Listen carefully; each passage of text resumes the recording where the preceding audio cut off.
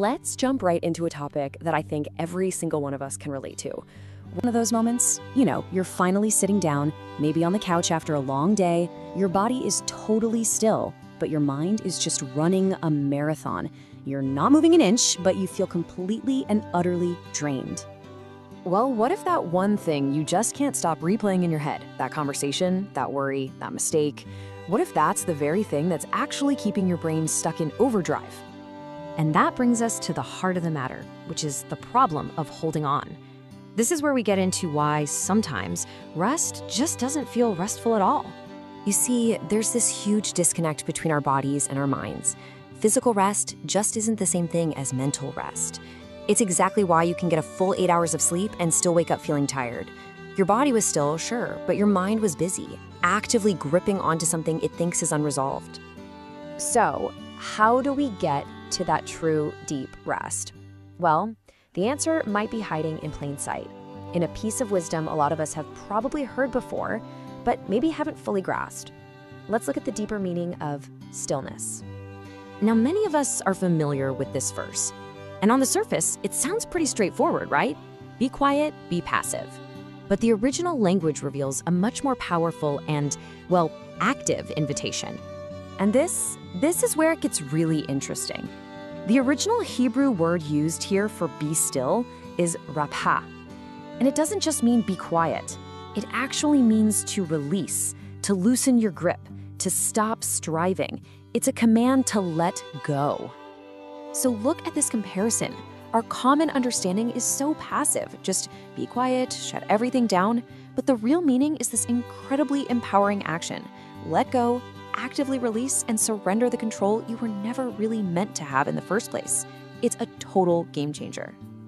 Okay, so if we're actually invited to let go, why on earth is it so hard to do? Well, the answer is literally wired into our biology. Let's get into why your brain gets stuck, what we could call the neurological grip. So say hello to your amygdala. Just think of it like your brain's super sensitive alarm system. Its job is to constantly scan for danger. But here's the catch. It's not great at telling the difference between a lion chasing you and, say, an unanswered email. So when a problem feels unfinished, that alarm just keeps on ringing. And when that alarm doesn't shut off, it kicks another system into gear, the default mode network. This is basically your brain's replay button. It's the part of you that hears the alarm and just starts looping that thought or that conversation or that fear over and over and over again. It gets stuck on repeat. So, are we just stuck like this forever, trapped in these mental loops? Absolutely not. And this is where the science gets so incredibly hopeful. We can actually change how our brain is wired. Let's talk about how to do just that. This secret is something called neuroplasticity. And really, all that means is that your brain has this amazing ability to change and build new pathways based on your experiences and, this is the important part, based on what you choose to focus on. The easiest way to remember it is this: what you focus on grows. Simple as that. And you can see it right here. If you are constantly focusing on fear and worry, you are literally physically strengthening the fear pathways in your brain. But the reverse is also true.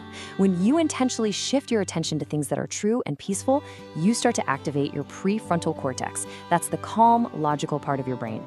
And that in turn quiets down that amygdala alarm system. You're building a new road for your thoughts to travel on. And what's just so cool is seeing how this cutting-edge neuroscience lines up perfectly with ancient wisdom. These aren't just nice spiritual ideas. They're basically instructions for brain health. Don't worry about tomorrow. That's how you break the anxiety loop. Remember Lot's wife. In other words, don't look back. That's letting go of what's behind you. Think on these things. That's literally telling your brain which peaceful pathways to strengthen. Okay, this is all great in theory, but what does it look like in real life? In the middle of a crazy day when you're feeling overwhelmed? Let's break it down into a super simple, practical exercise. It really can be this simple. Just 3 steps. First, just notice it. Name the thing you're gripping so tightly. Second, shift. Don't fight with the thought, just gently redirect your attention towards something you know is true and peaceful. And third, release. You can even open up your hands as you do it and just whisper, I release this. I trust you. Now, this isn't magic. It's a practice. It's like building a muscle. But as you do it consistently, something really amazing starts to happen. Your body begins to calm down, your racing thoughts start to slow, and you're actually teaching your nervous system that it's safe again. It learns it doesn't have to carry that burden anymore. So I just want to leave you with this.